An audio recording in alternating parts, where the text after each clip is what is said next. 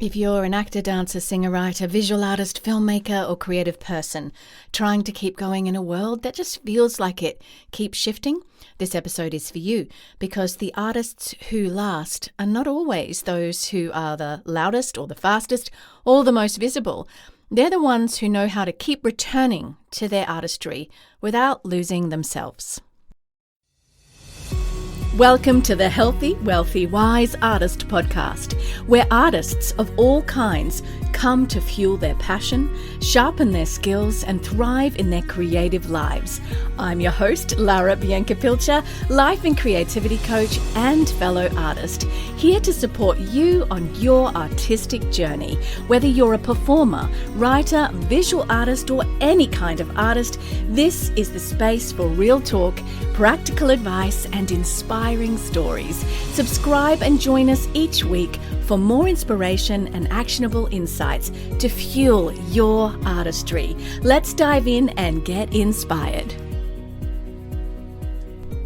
Welcome back to Healthy, Wealthy, Wise Artist, the podcast for artists, performers, makers, storytellers, and creative souls who want to build a meaningful, beautiful, creative life without being swallowed by noise and comparison and pressure.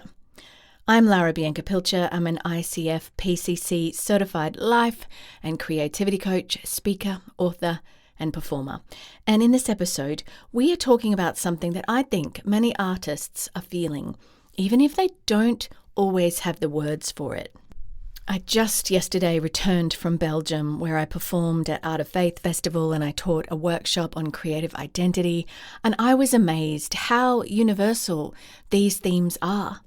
What does it take to keep making art in a changing world? Not just for a few weeks, not just when you feel inspired, not just when the industry or wherever your art is placed feels stable, not just when your confidence is high, but over time, through the cultural shifts, through the slow seasons, through the rejections, and through the algorithms, even through AI, through changing audiences, through seasons where your work feels seen and seasons where it feels like you're whispering or shouting into the void. This episode is about creative longevity. And I want to say that clearly from the very beginning. Creative longevity is not just about stamina, and it's not just about force and discipline and barging into noise and being big and loud, and it's not just about making more. Creative longevity is about learning how to stay connected to your creative self, your creative identity, while the world around you keeps changing. And the world around your artistry and creativity keeps changing. And if you're someone who cares about your creative life, hit follow on this podcast, because these are the conversations that we're having here every week. I don't give fluffy, quick hacks. I'm not here for empty motivation, but deep, real conversations about what it means to stay an artist that come both from psychology, from my work as a coach in the coaching room, the work I do speaking in rooms around the world, and my 30 years plus of doing this across the world in different cultures and different places. In third world countries, in famous stages, on all different kind of artistic spaces from grassroots to red carpet. This is also one of the core conversations inside my book, Audacious Artistry, Reclaim Your Creative Identity and Thrive in a Saturated World, published this year by Collective Inc. A lot of artists are just tired of feeling like they have to become louder or shinier or trendier or more algorithm friendly just to matter. And this book is about coming back to the deeper work of creative identity, artistic courage, and building a life that can hold your artistry and your creativity and your work over time. You can find Audacious Artistry at larabiancapilcher.com/book. And if this episode speaks to you, the book will take you deeper. Right, let's talk about the artist struggle. Let's begin with the thing that many artists carry quietly. The world has changed, and it keeps changing. For some artists, that change feels exciting. There are new tools, new platforms, new ways to share, new ways to connect with people.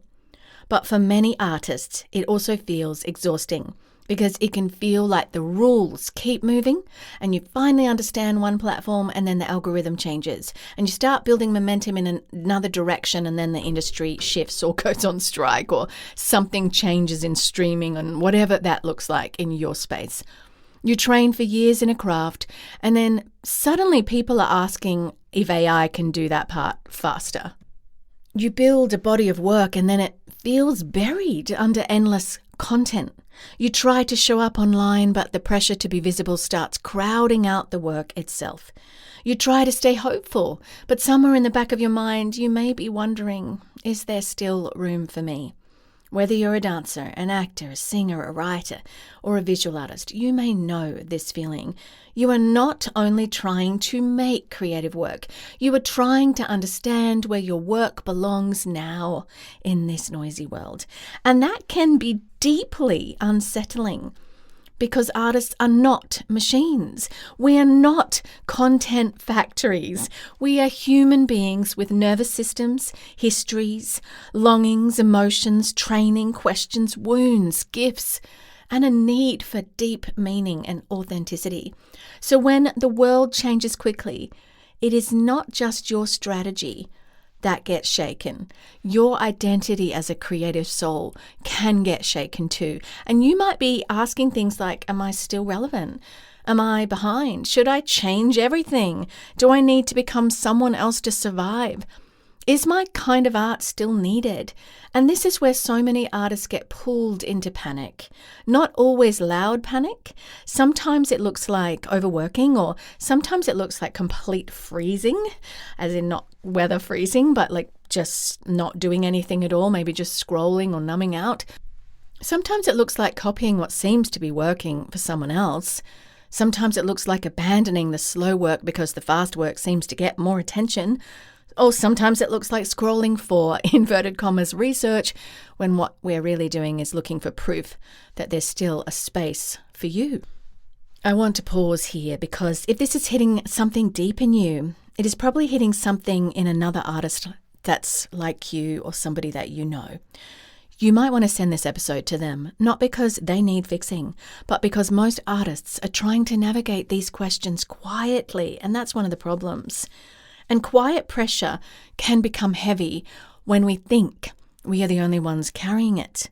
Here is one of the hardest parts about being an artist in a changing world. You are often asked to adapt before you've had time to grieve. What's changed? You were told to pivot. You were told to keep up. You were told to market yourself. You were told to learn the new tool. You were told to post more or show up more. You're told to build your brand. You're told to be visible. And yes, some of that may matter, but underneath it all is the deeper question. How do I keep making art without becoming frantic? And that is the question I care about today, because a changing world does not require you to become a frantic artist. It requires you to become a deeply grounded, rooted one, like a plant whose roots go deep into the soil. It's not rigid, it's not hidden, it's not passive. It's rooted deeply into good soil. And there is a difference. A rigid artist refuses to change. A frantic artist changes so much that they lose themselves. But a rooted artist learns how to adapt without surrendering the center of who they are. That is the work that needs to be happening for us right now. And that is what creative longevity requires. What that means simply is that you get to continue to say yes to your creative self for all the days of your life, rather than feel like it's something you used to do and you're now grieving. So let's bring in a little psychology here. When human beings face uncertainty, our brains often try to regain control. It's not a weakness. It's actually a nervous system response. Uncertainty can make us scan for threat. It can make us compare ourselves more. It can make us overthink. It can make us even chase quick proof that, oh, we're okay, I'm doing okay, I'm better than that person. And for artists, uncertainty often attaches itself to visibility, particularly for those of us who are performers, where visibility is part of what we do as a person because we perform in front of stages or in front of theatres, or, dancers, generally that's what we do. Actors, that's generally what we do. We don't maybe get to hide ourselves like maybe a visual artist, and I say this lightly because I'm saying they might show their painting, that's not what I mean, but themselves, their face, their human face is what I'm talking about. If the work gets attention, we feel reassured. And if it doesn't, we question everything. But visibility is an unstable place to build your identity because it moves too much.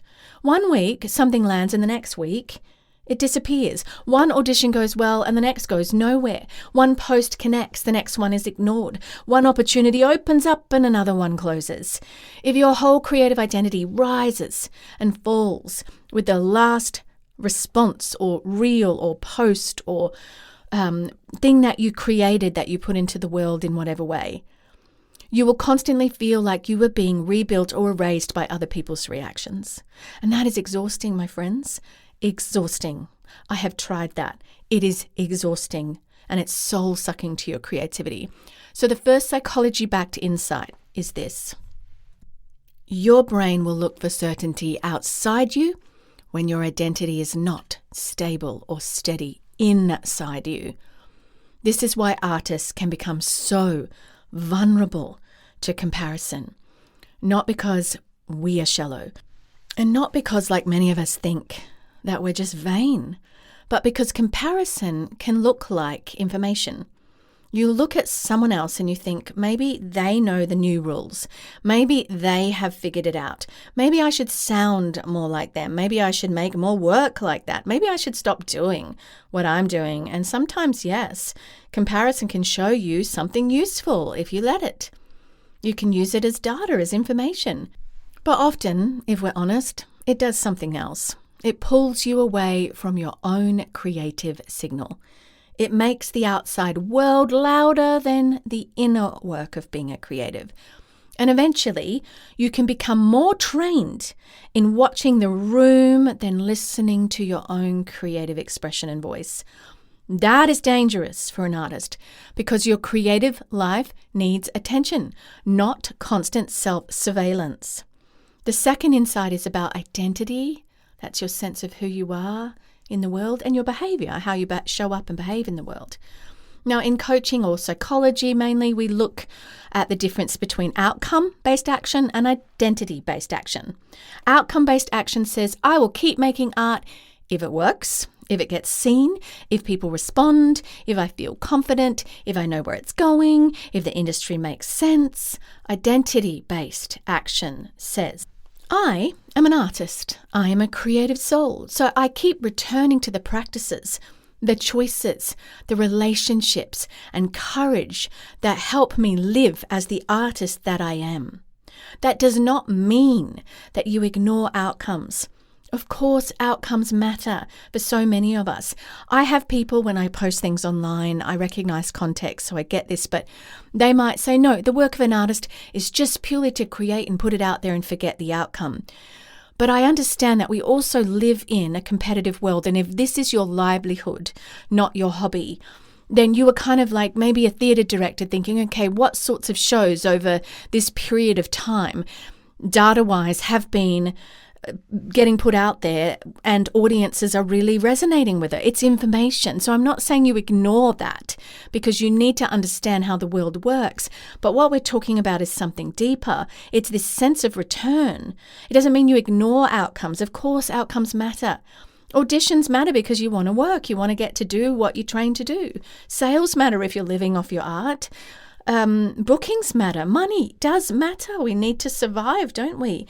But if outcome is the only fuel, your creative life becomes very fragile because outcomes are often delayed. And sometimes outcomes are just plain unfair. And sometimes they are so unclear. And sometimes they don't even reflect the value of the work at all. That it's just the marketing side. So here is the truth that I want you to get in this episode. A lot of the artists who last are not always the ones who avoid change, but they are the ones who know what must not change inside of them. Let me say it again.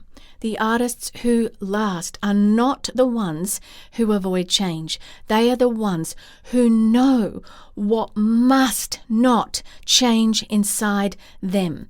Your tools may change, your platforms may change, your industry may change, your audience will and may change. Your schedule may change, your income streams may change, your creative season may change, but your deeper artistic commitments need to live somewhere. They need somewhere to live. So what are you here to tell the truth about? What kind of beauty are you drawn to? What do you keep noticing that other people rush past? What questions will not leave you alone? What breaks your heart? What do you want your work to serve? Who? What do you want to keep practicing even when it's not immediately rewarded? Those questions matter to an artist because creative longevity is not built only by chasing what is new this week. It is built by knowing what is yours to keep carrying, what matters to you, and responding to that. Now, if this is stirring something in you and you know that you need a clearer next step, there is a free class called Stop Begging for Scraps. It's really an artist momentum reset. It's a free, on-demand, 30-minute masterclass you can watch in your own time. There's no booking, no pressure. It is designed to help you pause, take stock of where you are creatively and begin moving again with more clarity, and you can find it at my website, larabiancapilcher.com/masterclass. Again, larabiancapilcher.com/masterclass. So, what does it actually take to keep making art in this changing world? I want to give you a few things to hold on to as we wrap up this episode. And it's not a giant checklist. It's not a panic plan, and it just is a few anchors. I like anchors as a word because, you think of yourself on a ship or a boat, and the sea is sometimes still, sometimes there's momentum if you're on top of a wave, sometimes it's stormy. But these anchors are these things, no matter what's going on that ocean, that you put down into the base of the ocean that holds your boat steady. Don't overthink that because there's all kinds of scenarios. It's a metaphor. But first, you need to separate adaptation from self-abandonment. This is really huge. Artists do need to adapt. I'm not romanticizing the idea that you can ignore change, because we can't, especially now. And if you're building a creative life, you do need to learn. You need to pay attention. You need to understand how people discover work. You need to develop new skills at different points, like I have with marketing and all of that side. You may need to rethink how your art actually reaches people. How do they get to see it? You may need to surrender to some of that when you don't want to. You may need to learn how to speak better about your work, the elevator pitch or whatever it is. You may need to become more visible than you hoped or expected. But adaptation becomes dangerous when it turns into like self-erasure. This is when you stop asking, how do I bring my work into this changing world? And you start asking, who do I need to become so I won't be overlooked? That second question can take you very far away from yourself. A dancer might start thinking their work and their worth is only in whether they are still castable. An actor might start shaping every choice around what seems marketable. And these things aren't within themselves entirely bad, but it's the question I just gave you. Changing everything about yourself can take you very far from who you are and your uniqueness. A singer might stop trusting the sound that's actually uniquely theirs and hadn't been around long enough for anyone to discover that uniqueness, and now they're cookie cut, sound like everybody else, and the very thing that was their edge they start to lose. That's what I'm talking about. A writer may flatten their voice in their writing to match what is trending, and they just become another book that looks like everything else, when their unique idea just needed more time to sort of stew and evolve and refine. A visual artist may abandon the work that has depth because simpler content performs better online. and performs better overall, possibly, maybe. A filmmaker may start making choices based only on speed and not vision and not the stories they really want to tell. Look, there's going to be seasons where some of these things come up. I get that. I've gone through different seasons. I don't always love everything that I'm involved in creatively. I've said yes to some jobs where I'm kind of persevering to get through and not loved it, but it's a job. I get that. But there's a nuance here. We do make strategic choices. We do think about audience. We do learn how to communicate.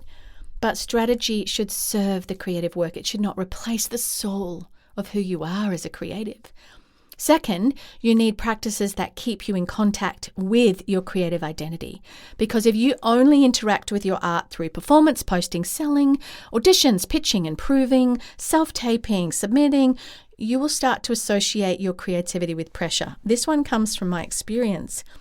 And it starts to actually rob you of the joy of creative expression at all. And you need spaces where your art is not always being evaluated.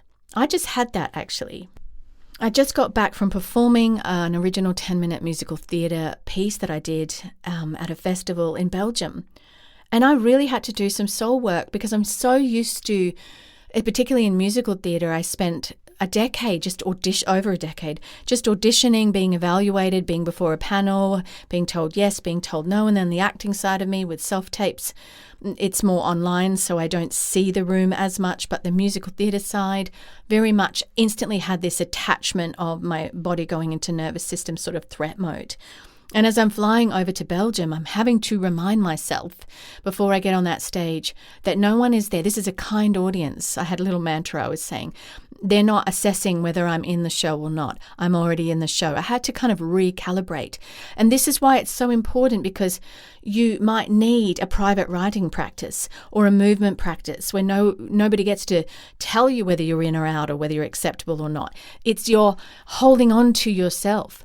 A vocal practice, a sketchbook that no one sees, or a weekly hour where you reconnect with your material, a walk where you let ideas return to you, or a conversation with another artist who remembers the deeper thing with you, or a rehearsal room, or a notebook, or an improvisation session, or a quiet return to the thing before it becomes the content. This matters because creative longevity requires renewal. You cannot only extract from your creativity constantly. You have to return to it. You have to let it breathe. You have to have some part of your artistic life that is not immediately turned into proof. And third, you need to stop treating slow seasons as evidence that nothing is happening. Slow does not always mean dead. Quiet does not always mean gone. Unseen does not always mean useless. Some of the most important parts of your artist's life are not visible while they are happening. A voice might be in a healing season, being rebuilt. A body is healing, or taste is developing, or courage is forming, or a new direction is becoming clearer and refined through the messiness of the process. Maybe a question is deepening, a thought about what's next is having time to stew, or a false version of success is being released, or a more honest body of work is taking shape. And that does not always look impressive from the outside, but this matters deeply. Now, if you are in a slow season, I do not want to throw a motivational line at you and say your time is coming, because maybe it is, and maybe it's not in the form that you expect. But I do want to say this. Do not confuse the lack of public evidence with the absence of formation. Because I've spent a couple of years of not really having the evidence in certain things that I've created. But these 2 years, as I look back, amazing formation was happening within my soul and my creativity. Something may still be forming in you that will turn a corner. And part of creative longevity is learning to honor the unseen parts of the process without needing to inflate them or dismiss them. And fourth, you need a wider definition of success. This is especially important in a saturated world. If success only means being chosen by the biggest room or platform, you may miss many meaningful rooms. If success only means constant growth, you will start despising the faithful work that happens in the smaller seasons. And if success only means applause, you will struggle to respect the work that changes one person deeply, and that mattered for that person's life. Now, let me be clear. I am not saying artists should not want to reach more, have more income, recognition, bookings, readers, listeners, exhibitions, stages, contracts, or just real opportunities. Please want those things. You're allowed to want your work to move. Some people say you shouldn't want anything, you should just create. I don't agree, because as a performing artist, I want to create, but I also want to put my work as a performer in front of an audience. And that is a completely normal want. You're allowed to want your work to move. You're allowed to want your work to be seen. You're allowed to want your book to be published so people actually read it. This is important. You're allowed to want your art to support your life. But if the only definition of success you accept is the version that culture rewards loudly, that is fame and heaps of followers or whatever it looks like for you, you may end up rejecting the quieter evidence that your art within you is alive. And sometimes that quieter evidence is what keeps you going long enough to reach the next door. And fifth, you need community that doesn't only celebrate the highlight reel. This is so real. You need people who understand the cost of staying with a creative life. People who can ask better questions. People who can remind you of your work when you're spiraling. People who don't reduce your creative life to metrics. People who know that being an artist is not just about output, but about attention and courage and devotion and skill and honesty and return, and that it's a value that matters to you. This is one reason I care so much about this podcast, because I know many artists who are trying to figure this out alone. And if this episode is helping you name something you have been carrying, following the podcast is one way to keep this kind of support in your week. It also helps more artists find these conversations, and that genuinely matters right now, because I think artists need better conversations, not more pressure, better conversations. So what does it take to keep making art in a changing world? Well, it takes flexibility, but it does not take self-erasure. It takes courage, but it doesn't need constant performance. It takes strategy, but not panic. It takes visibility, but not identity built on visibility. It takes discipline, but not as punishment. And it takes hope. I talk about this in Audacious Artistry, my book, audacious hope, but it does not take denial. And most of all, it takes a strong enough creative identity that you can move through change without being completely remade by it.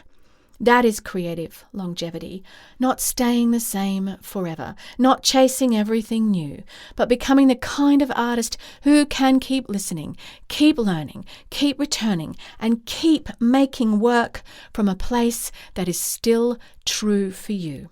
So your Creative Spark Challenge, the little coaching thing I put in every episode for this week, is to take 5 minutes and write your answer to this question. What part of my creative identity needs to stay steady and stable even as the world around my art is changing? Not your platform, not your schedule, not your strategy, your creative identity.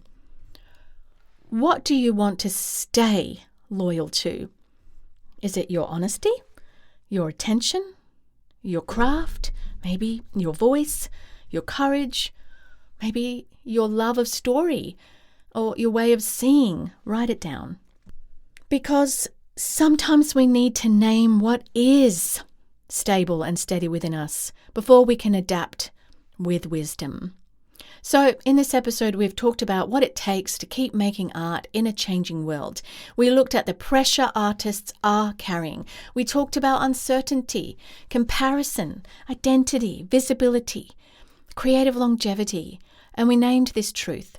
The artists who last are not the ones who avoid change. They are the ones who know what must not change inside of them.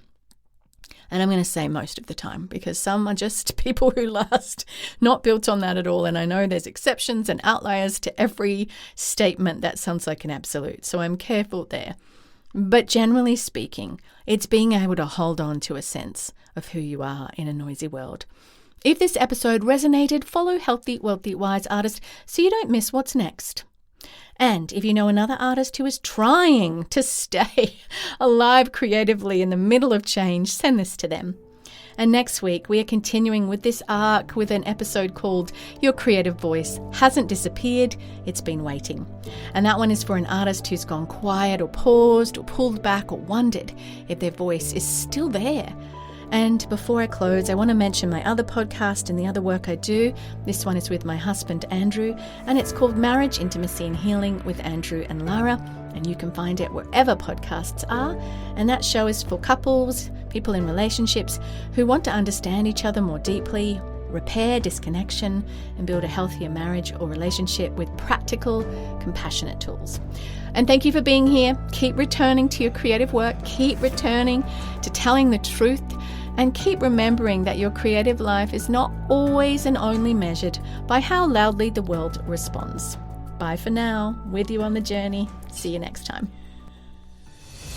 Thank you for tuning in to the Healthy, Wealthy, Wise Artist podcast. If you enjoyed today's episode, don't forget to subscribe so you'll never miss an inspiring conversation or actionable insight. You can read the show notes and learn more at larabiancapilcher.com. And be sure to share this episode with fellow artists who could use a little extra inspiration. Until next time, keep creating, stay audacious, and remember, your artistry matters.